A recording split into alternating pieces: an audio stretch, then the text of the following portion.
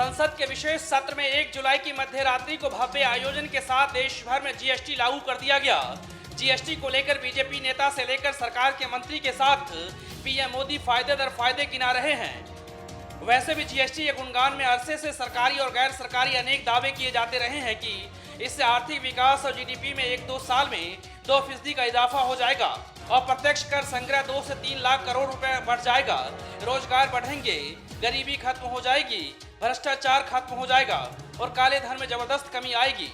लेकिन नीति आयोग के सदस्य अगर सरकार की मंशा और दावे पर सवाल उठा दे तो क्या कहा जा सकता है।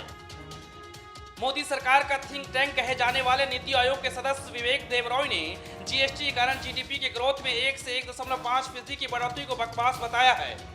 मीडिया रिपोर्ट के मुताबिक विवेक देबरॉय ने एक हिंदी चैनल से बात करते हुए गुड्स एंड सर्विसेज टैक्स को इम्परफेक्ट जीएसटी बताया है। साथ ही विवेक देबरॉय ने यह भी कहा कि ऐसे कई देश हैं जहां जीएसटी लागू है लेकिन उनकी जीडीपी 6 या 7% से ज्यादा नहीं पहुंची है। देश में संघीय ढांचे के कारण जीएसटी एक आदर्श रूप से नहीं लागू हो पाया है बल्कि विभिन्न रेट्स एंड नए टैक्स के लिए मुसीबत साबित होंगे। हालांकि मशहूर अर्थशास्त्री विवेक देबरॉय ने आगे कहा कि एनसीईआर का यह आंकड़ा 13वें वित्त कमीशन की रिपोर्ट के लिए था।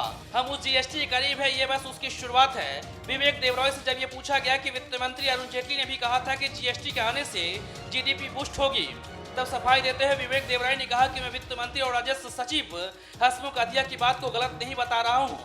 वैसे विवेक देबरॉय की सफाई को किनारा कर दिया जाए तो जो समझने वाली बात है कि जीएसटी के बारे में सरकार की तरफ से जितना बढ़ा चढ़ाकर बतलाया जा रहा है उतना है नहीं।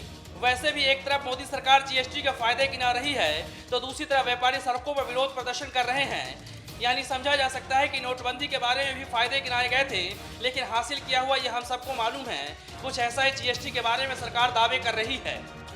Bureau report, national Dastak.